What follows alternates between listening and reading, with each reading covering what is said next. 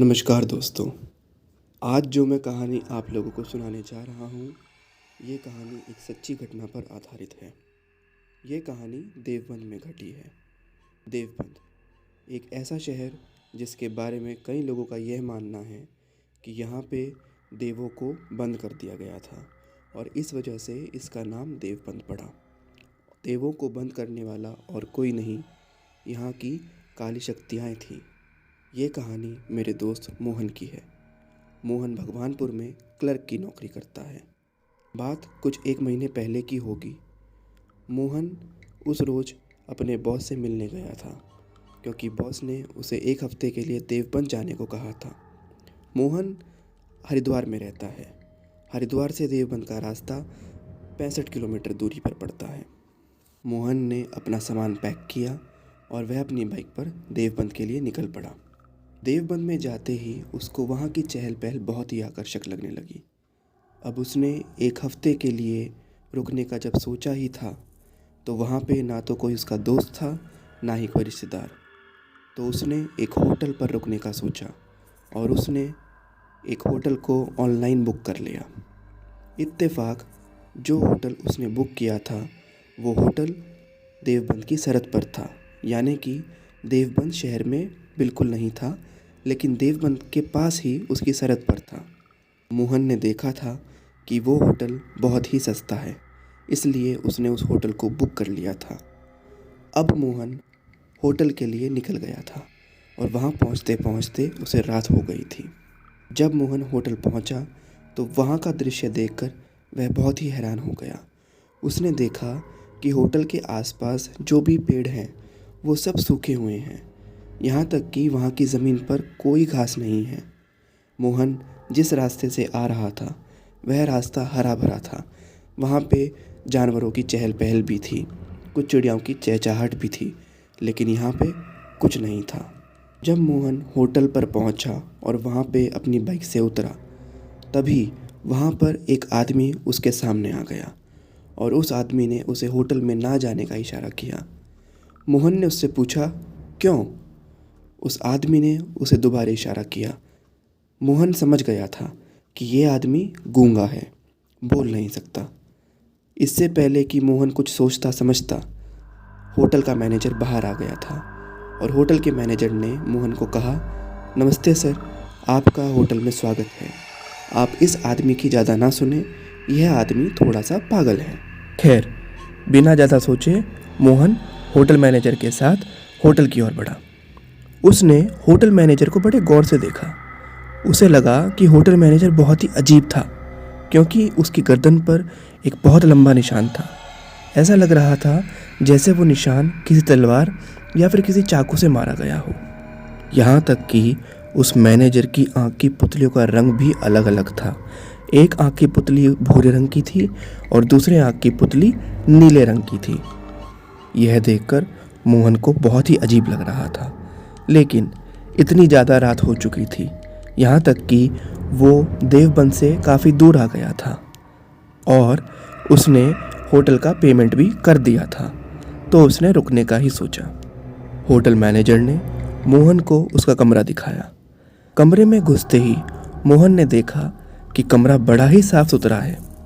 कमरे में कहीं भी कोई धूल का निशान नहीं है, ना ही कोई चीज़ इधर उधर है। हर चीज़ एकदम साफ़ सुथरी है और कमरे की सारी लाइट्स सब की सब लाल रंग की हैं। मोहन ने मैनेजर को कहा, मैं ठीक हूँ, कुछ चाहिए होगा तो मैं आपको बताऊँगा। मैनेजर ने उसको अजीब सी मुस्कुराहट से देखा और कहा, ज़रूर बताना। अब मोहन ने आराम से अपने रूम पर अलमारी के अंदर अपना बिस्तर सब कुछ समेट कर हर चीज़ कर दी थी। उसने अलमारी खोली और अपना बैग उसमें रख दिया। मोहन ने देखा कि रूम की सीलिंग पर कुछ गला गला सा था, मानो ऐसा लग रहा था जैसे कि दीवार पर कुछ सीलन सी पड़ी हुई है। बड़े आश्चर्य की बात थी कि पूरा रूम एकदम साफ सुथरा, लेकिन वो दीवार थोड़ी सी खराब थी। मोहन ने अपने हाथ पैर धोए, उसने अपने बैग से अपना नाइट सूट निकाला और वो आराम से बिस्तर पर सोने के लिए लेट गया। उसने देखा घड़ी का वक्त तकरीबन 10 बज रहा था। अचानक से मोहन के गेट पर बहुत तेज दस्तक हुई। खटखट। मोहन उठ गया और मोहन ने जल्दी से गेट खोला। गेट खोलते ही वहाँ कोई नहीं था। मोहन को लगा या तो वो कोई सपना देख रहा था, हो सकता है कुछ वहम हो, या फिर वाकई में वहाँ कोई था जो कि अब नहीं है। उसने घड़ी की ओर देखा तो उसे घड़ी में 1 बज रही दिखाई दिया। मोहन वापस आकर अपने बिस्तर पर बैठ गया। जब वहाँ बिस्तर पर बैठ गया था, उसने साइड में देखा कि उसके बगल में ही बिस्तर के कुछ मुरझाए हुए गुलाब की पत्तियां पड़ी हुई है। एक पल को तो वो सोच में पड़ गया था कि आखिर ये सब कहाँ से आए। खैर, नींद इतनी आ रही थी कि उसने अपने बिस्तर को साफ किया, सारा बिस्तर अच्छे से झाड़ा और लाइट्स ऑफ करके लेट गया। जैसे ही वो लेटा, अचानक से बाथरूम में से पानी चालू होने की आवाज़ आने लगी। मोहन एकदम उठा और उसने लाइट्स ऑन करी। वो बड़ा हैरान था कि ऐसा कैसे हो सकता है। उसने चप्पल पहनी और बाथरूम के गेट की ओर जाने लगा। जैसे ही उसने बाथरूम के गेट का कुंडा अपने हाथ में लिया, आवाज़ आनी बंद हो गई। मोहन ने गेट खोला तो उसने देखा कि बाथरूम में नलका बंद है। कोई कहीं भी पानी नहीं पड़ा, लेकिन एक बात देख के वो बहुत हैरान हो गया था। बाथरूम के शीशे पर पानी की भाप थी।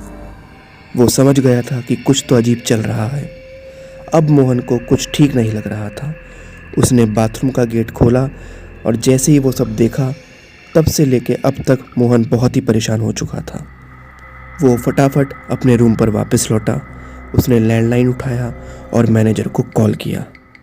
पहली घंटी में फ़ोन तो उठा, लेकिन वहाँ से कोई आवाज़ नहीं आई। मोहन ने जल्दी से फ़ोन काटा और दोबारा फ़ोन किया। अब मैनेजर ने कहा कि मैं आता हूँ। मोहन ने मैनेजर को जल्दी से रूम पर आने को कहा था। इतने में मोहन बैठा हुआ था। मोहन ने जैसे ही पीछे मुड़कर देखा, वो एकदम डर गया। उसने देखा कि अलमारी खुली हुई थी और अलमारी में कुछ अजीब सी चीज़ें पड़ी हुई थी। वहाँ अलमारी के पास अजीब अजीब से तरह की साड़ियाँ उसने लटकी हुई देखी। यहाँ तक कि कुछ श्रृंगार का सामान भी था, जैसे कि सिंदूर, चूड़ियाँ, काजल। ये सब देखकर वो बहुत हैरान हो गया। अचानक से गेट पर दस्तक हुई। मैनेजर वहाँ पहुँच गया था। अब मोहन ने दरवाज़ा खोला। मैनेजर जैसे ही अंदर घुसा, मोहन ने उसको फटाफट से बाथरूम दिखाया, लेकिन बाथरूम का शीशा बिल्कुल साफ था। मोहन ने उसे अलमारी दिखाई, लेकिन अलमारी में सिर्फ मोहन का बैग और उसके कपड़े थे। मोहन का दिमाग चकराने लग गया। मोहन सोच में पड़ गया कि ये क्या हो रहा है, ये सब कैसे मुमकिन है। उसने मैनेजर को चिल्लाते हुए कहा कि कुछ तो गलत है।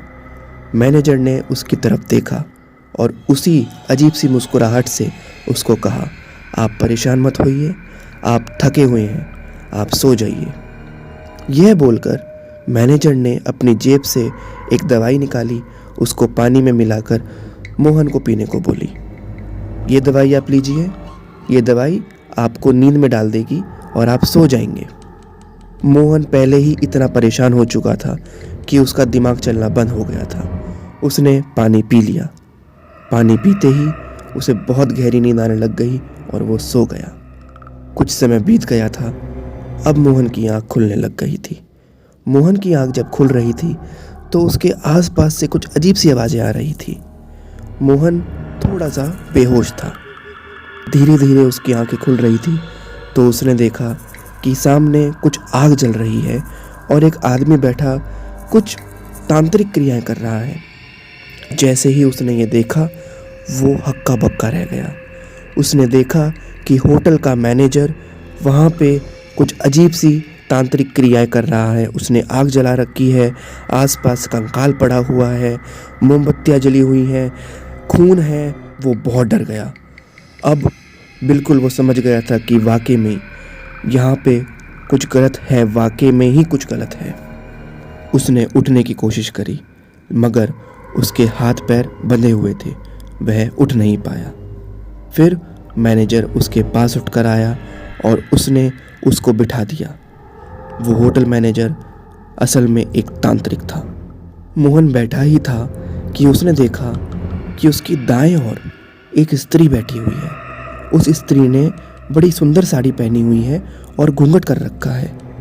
मोहन ने जैसे ही उसके हाथ पैर देखे, उसने देखा कि उसके हाथ पैर एकदम काले हैं, सूखे हुए हैं, मानो चर्बी के नीचे सिर्फ हड्डी है, कोई मांस नहीं, और नाखून अजीब से।